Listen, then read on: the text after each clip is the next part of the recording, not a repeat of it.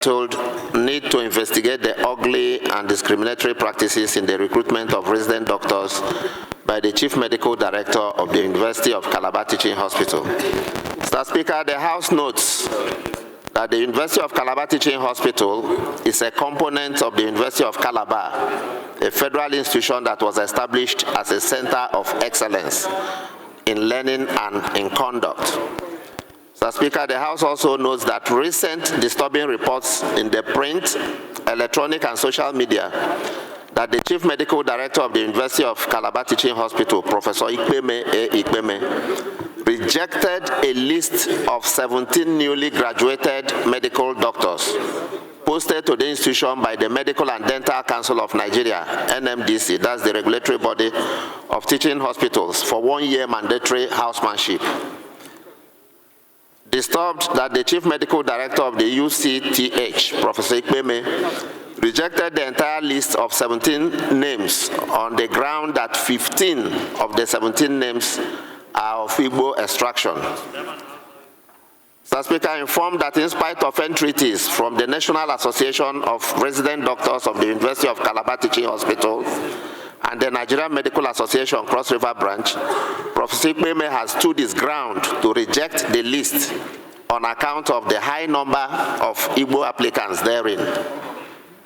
Alarmed that by rejecting a bona fide list of medical doctors sent to him by the regulatory body, that's the Nigerian Medical and Dental Council, on ground of tribe and region, Professor Igariwey is in dangerous violation of the 1999 Constitution of the Federal Republic of Nigeria that seeks to protect citizens from discrimination on account of tribe and tongue.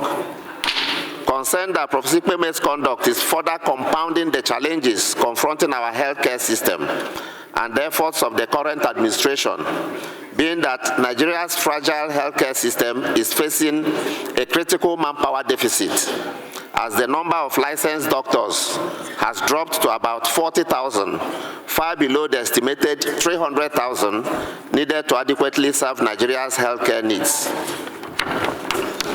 Mr. Speaker, this House frowns at the conduct of this highly placed federal officer that encourages brain drain in the health sector and, more importantly, further fractures the delicate ethnic fault lines of our union, leading to divisiveness, insecurity, and instability. Mr. Speaker, the House resolves to 1. Mandate the Committee on Health Institutions to immediately commence investigation of the allegations contained in this motion and report back to the House within 4 weeks.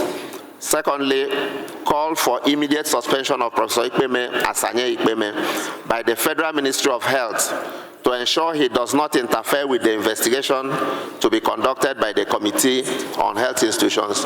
Mr. Speaker, my respected colleagues, I so move.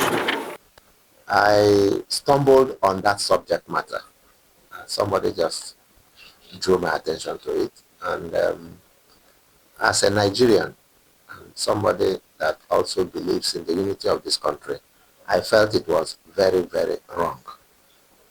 Today I brought the motion on behalf of myself and the Southeast Caucus, maybe particularly because the reason for the conduct of the CMD of University of Calabar Teaching Hospital is because 15 out of 17 persons on a list submitted to him by the regulatory body, 15 out of 17 are Igbo people, and he rejected that list.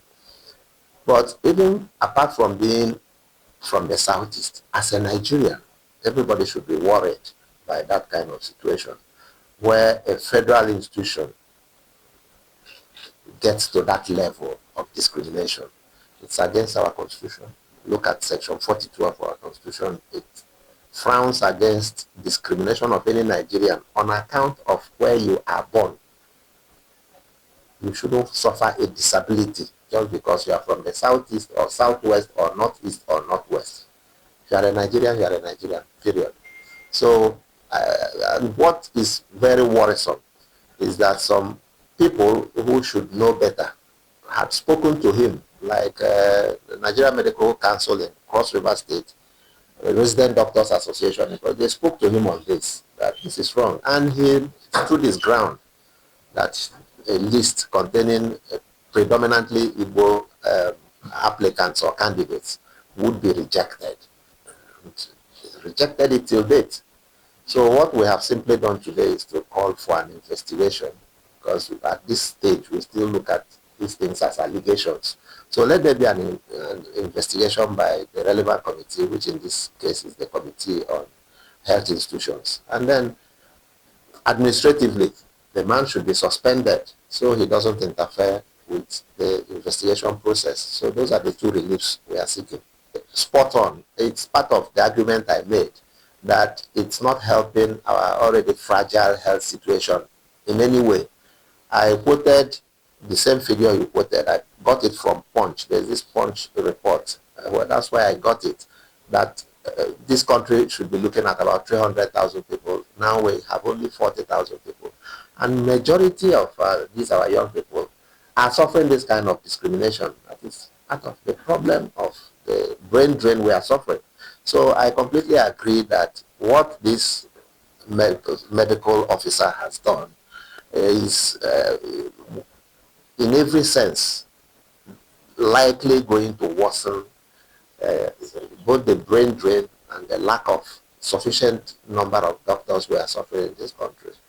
So that's part of the problem. It has to be investigated. Part of our work, part of our job, Section 88 of the Constitution, oversight. Where we need to oversight this situation and see whether it is true, if he has infringed, including the federal character principle of this country. Section 14 is clear on it. You have to reflect federal character in your recruitments. So you can't reject people just because. And what is even worrisome, this young man, they call Professor Asanye, studied in the University of Benin. It's not as if he studied in the University of Calabar or Cross River State.